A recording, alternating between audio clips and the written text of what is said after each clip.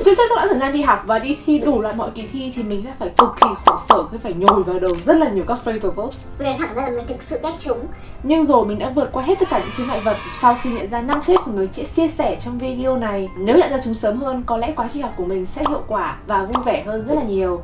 Video này mình sẽ viết bằng nói tiếng Anh, so let's dive right in. The first point here is to change our attitude towards learning. Now, I understand this may sound hard, but before we sit down at the table and study, we have to have a positive attitude towards the subject for the best outcome. A positive state of mind can help us make better decisions, and to put in context, it can affect our decisions whether to concentrate on our study materials or not. So one of the ways that we can change our mindset is actually to visualize our goals and how what we are about to learn is contributing to that goal. As for phrasal verbs, I understand that I want to have a good score in an English competition. Well, so knowing more phrasal verbs will help me gain an edge over the other students that are competing in the same race for the first prize.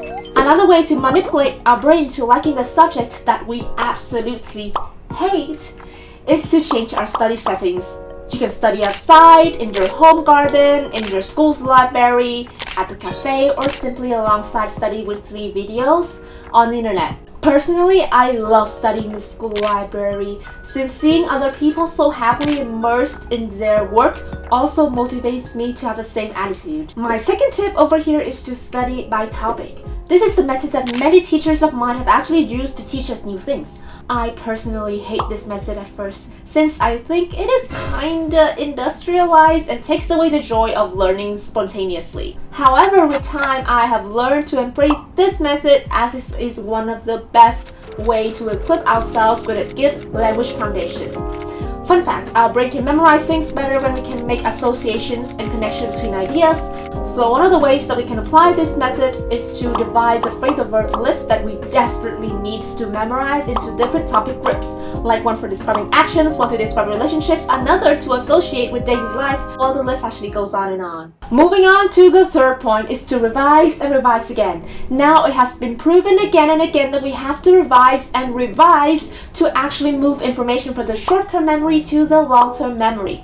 If you prefer to study alone, try to take time and make flashcards, do quizzes, and redo the mistakes you have made in the learning process, like redoing the work that the teachers have marked for you and pointing out what the wrong answers are. Moreover, you can consider applying the phrasal verbs that you have just learned into conversations with your friends. The goal here is to force our brain to repeatedly retrieve the information until it became common sense for us. Another way that many people actually recommend is to use apps. I personally have used Anki, as you can see the logo of the app on the screen here. And though it is quite effective for memorization, I think it is quite a pain to set up. Therefore, I will recommend setting up Anki and using it as soon as you need to memorize, not when an exam is like 2 or something hours away.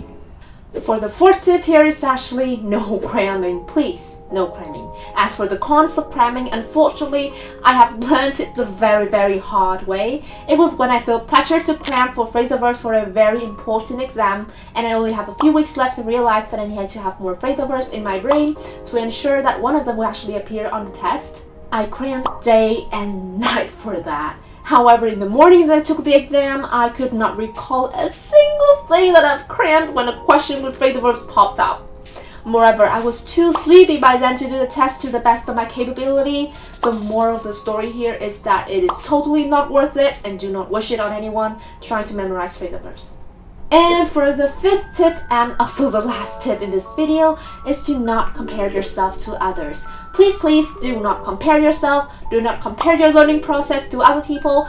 Every person's study capabilities and limits are very different. Not everyone is the same, and if everyone can store a million phrasal verbs in their minds and retrieve all that when necessary, there will be no English competitions or examinations anymore.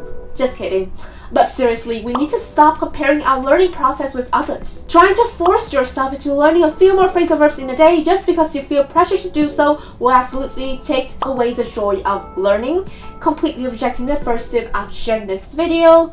At the end of the day, you should be happy to know that you are better than the version of you yesterday, and more yesterday, and that's all that matters. And that are the 5 tips of learning phrasal verbs I've accumulated through my schooling, exam preparation, and exam process. Once again, my name is Anne. This is 2023 project.